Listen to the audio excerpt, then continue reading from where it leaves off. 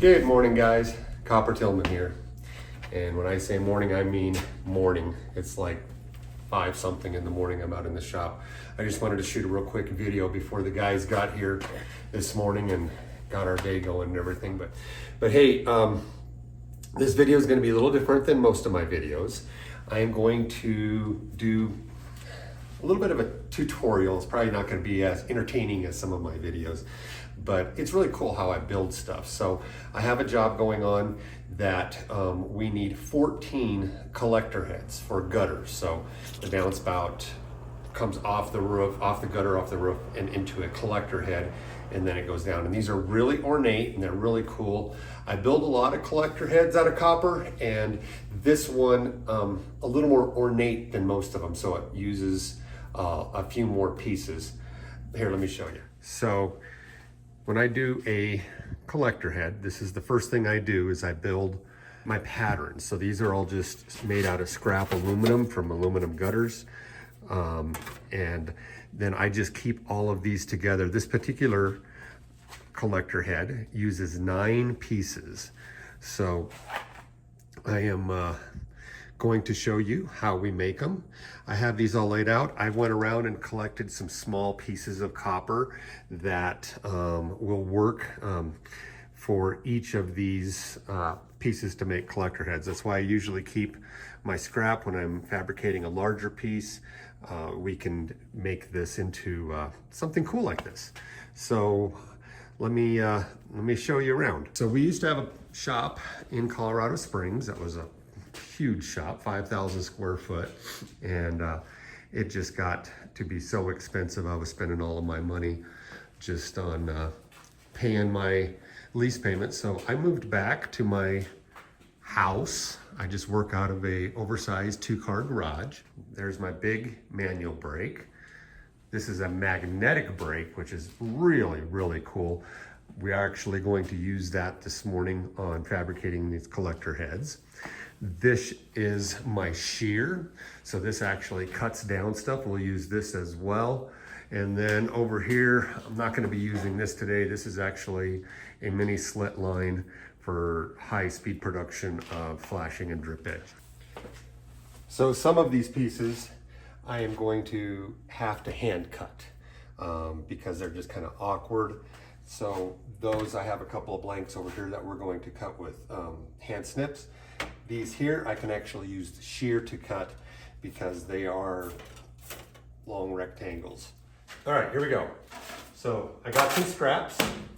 I have my blanks.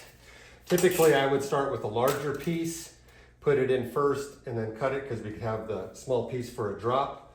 But that's a little ways in, and if I put the full 7 inches in, I'm not going to be able to hold onto this. So I'm actually going to cut the small one first. And actually, I got really, really lucky because these 2 pieces together is exactly my scrap blank. So I have 0 waste on this piece. So we have a 7 inch and a 1.6. So I'm going to set it at 1.6, and then my drop will be 7, and I'll have a 1.6 on the tray in the back. So 1.23, 1.60 right there. This machine takes 3-phase electricity, which obviously I don't have coming into a residence. So I actually use a 3-phase generator. So it makes a little bit of noise, so that's what you're gonna hear now. Turn that on, set it 1.6. Put it in until it stops. Like that, I got a 7 inch blade here and a 1.6 back there, so we'll set that one to the side. Next one I have is a 2.55. So set this to 2.55 right there. Hopefully I can get that in there. Yep, reaches perfect.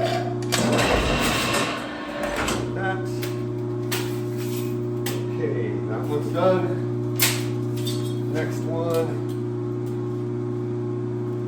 That one's actually, this one's actually a 1.5. So let's go back to 1.5. 5.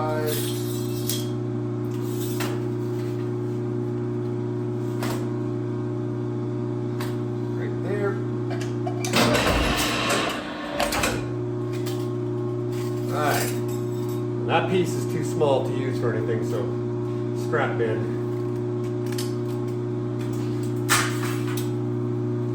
And I have one left. It's a 1.6, so I gotta find another piece of scrap around here. This triangle piece, and yep, we're big enough, so set it to 1.60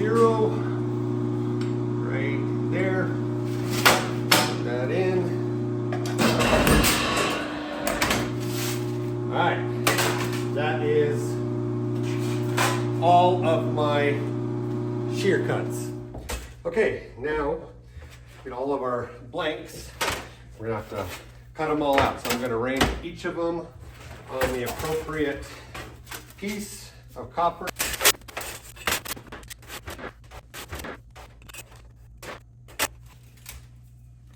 Okay, now we're going to start our cutting out process. So I have to make all these little V-notches in each piece before we bend them and cut off any excess length we have.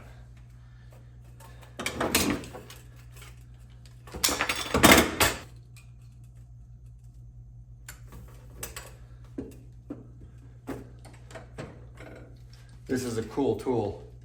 It's a V-notcher, cuts a little V instead of just a straight line, so it actually takes a piece out. So we just slip it right inside of the notch.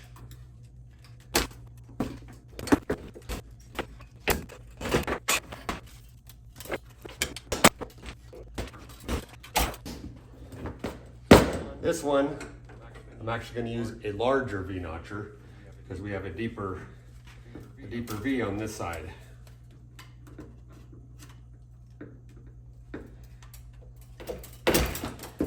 Actually, that's not even going to work.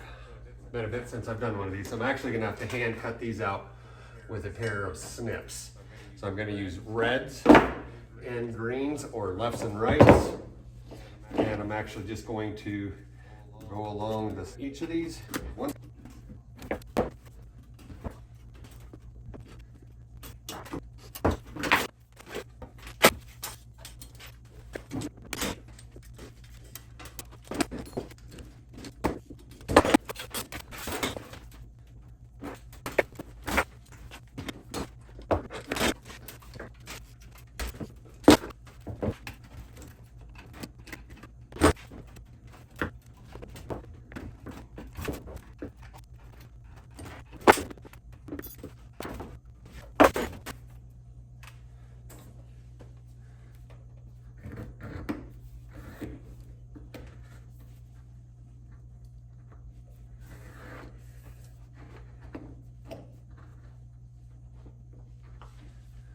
Just like kindergarten, right? Trace and cut. For making these bigger cuts like this, I love these scissors because the long blade keeps everything straight a whole lot easier. These little snips, like these, forms little ripples every time you clamp down on it. A bigger blade, a lot smoother cut.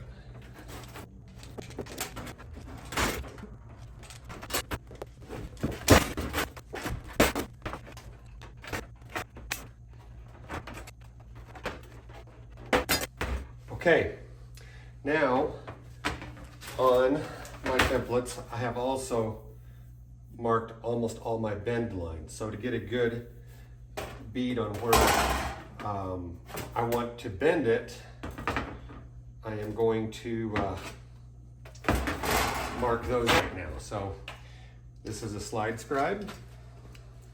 So we can set this at, has a little scratch screw right here, has inch marks right here, so it's really, really easy to make a depth guide on it. So all I gotta do is put it on my template, and then I put it, match it up to the line, which is exactly 1 inch, so I'll set it to 1 inch, tighten down the screw, and here we go. On this one, Other side, we have a 1/2 inch.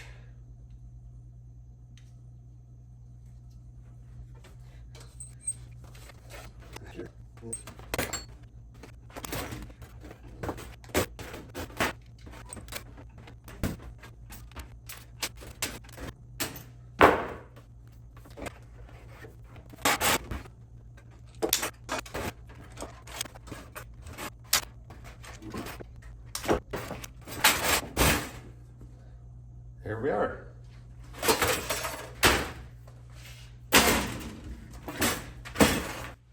Okay, I have all of my blanks cut. Next, we're going to bend.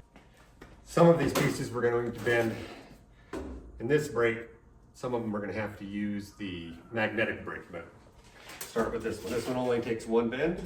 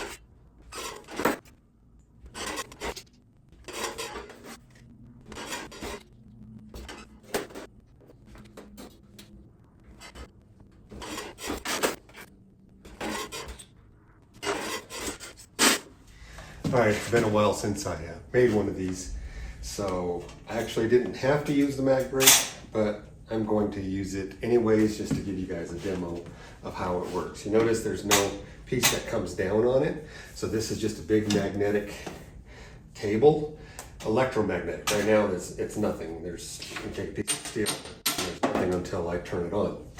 But we set the workpiece on there where we want.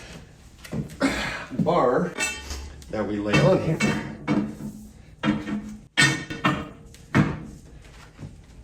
We put the piece exactly where we want. Now I just touch the foot feet here and it clamps it down. Can't move it. Now we bend it to whatever degree we want.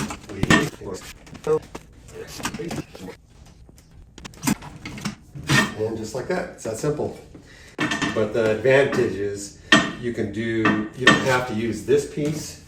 You can use any size. So if you just want to bend an inside of a tiny little piece, you can just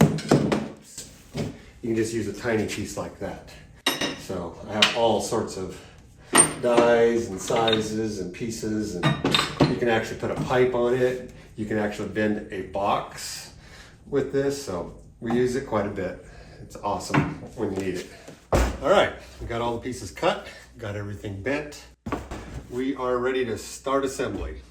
So first thing we do, take our base piece and we're going to put a fastener cleat in it. Bend this around kind of in the shape of that.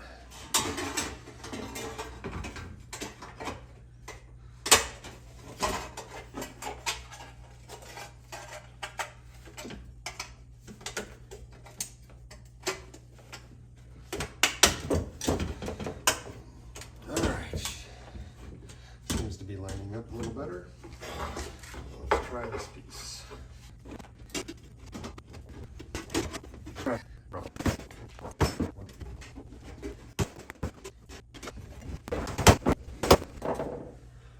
All right, we're ready to start locking this riser into the base. I have a little lock right in here, so I'm just going to put that one in place. And take my hand seamers. I'm just going to lock down on that real tight. Once I got it locked in, if I go banging on it, it might move it around a little bit. So before I go any further, I'm actually going to put a spot solder on that just to keep that piece locked into place. So use a little bit of flux on that seam.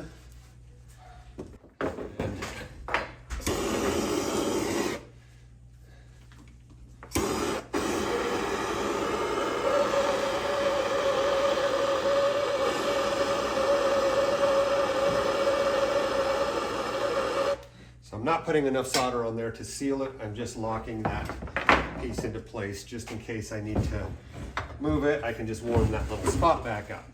Now on to our next leg.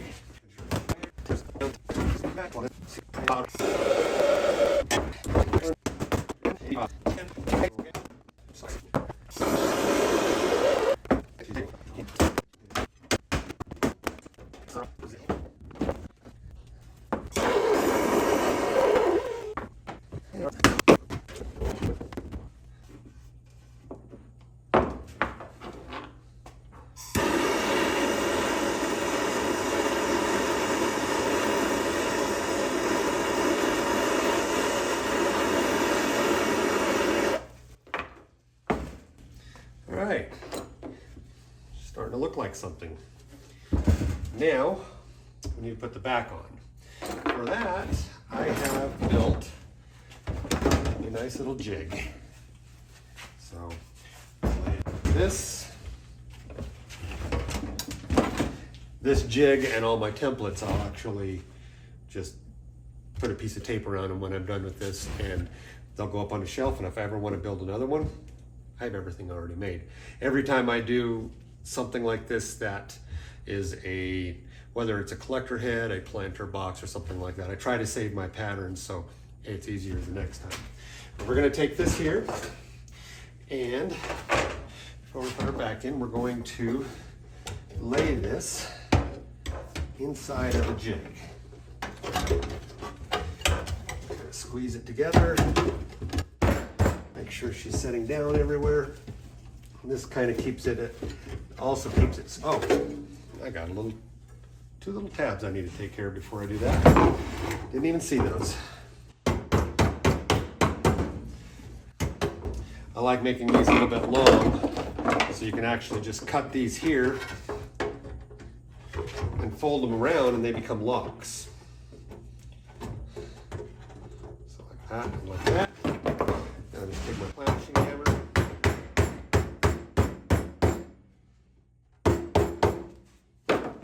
Bring it around. And on this one,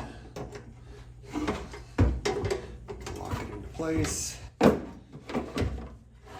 This top one's not going to do us any good, so we can just cut that one right off. Let's cut that one off. Now we can take this around. Bend that one around. All right, now she should set flatter in my jig. Oh yeah, much better. So.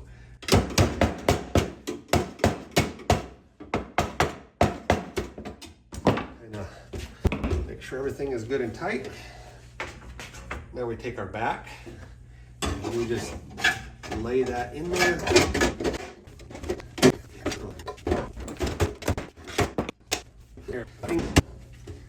Now we're just going to, same thing, we're going to start on one spot and work our way around with spot solder so that you can see what I'm doing here.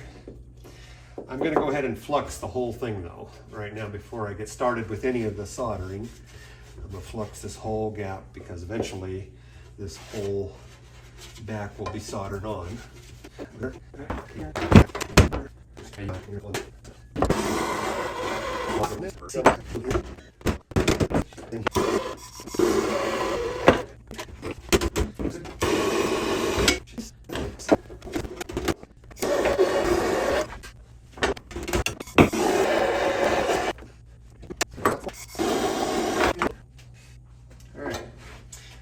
Take it out of the jig, I just kind of visually look at it and it's like, okay, that needs to come this way a tiny bit. Let's manipulate it while you still can.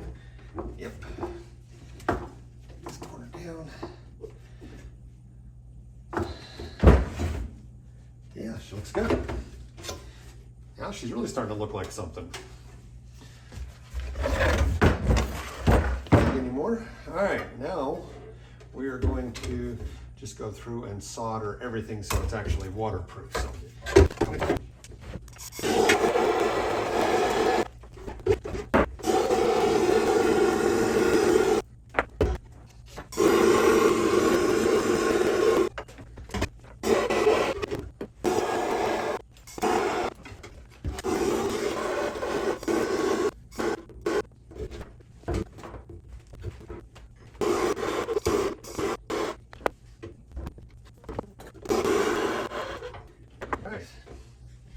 We are getting there.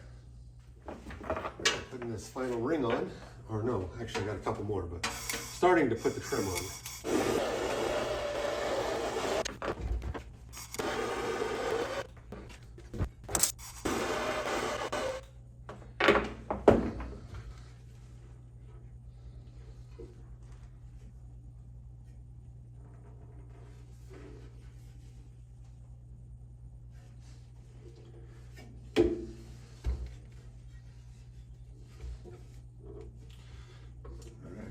Top ring on. I think we're done with this jig.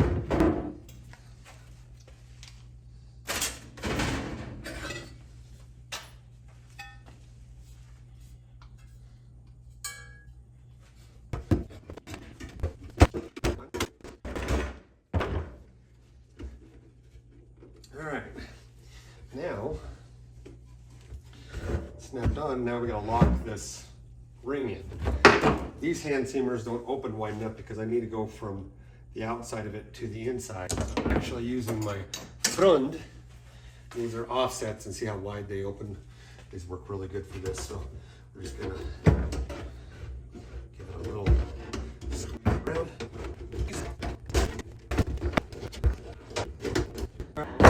Once we kind of got it on there, we'll go ahead and lock it with these.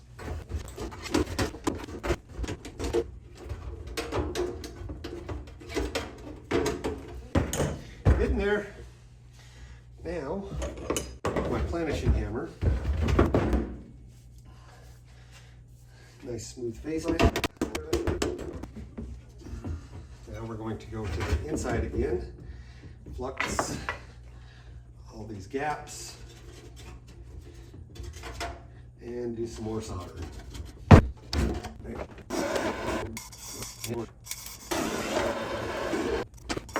No.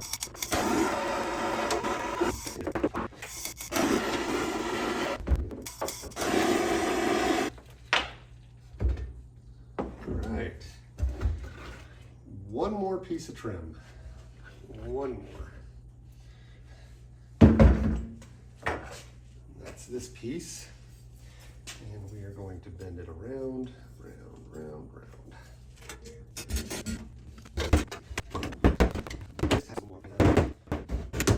So I'm just going to put a tiny bit of solder just right on the top side where you don't really see it from the ground.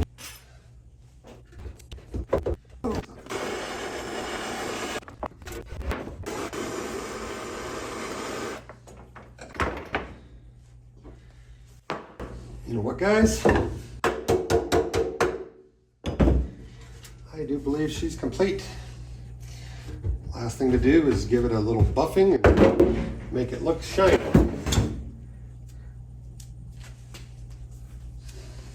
Boy, I got that finger hot. Put on a fresh pair of gloves for buffing it out. Take some 4/0 steel wool and then buff this thing right. When you get it hot, it kind of discolors it. This steel wool takes it right back out, makes it nice and shiny.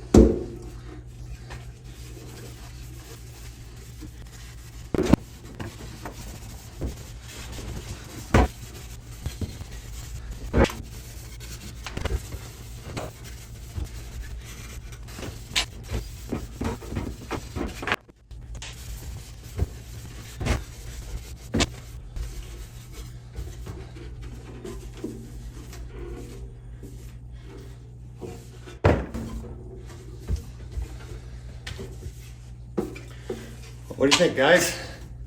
From just some flat pieces of copper, a little bit of elbow grease, and some good tools. Here we go. I hope you enjoyed it. Like I said in the beginning of the video, it's nothing real exciting like some of our videos, but I thought you guys just might want to see how something, and it's heavy. This is actually 20 ounce copper.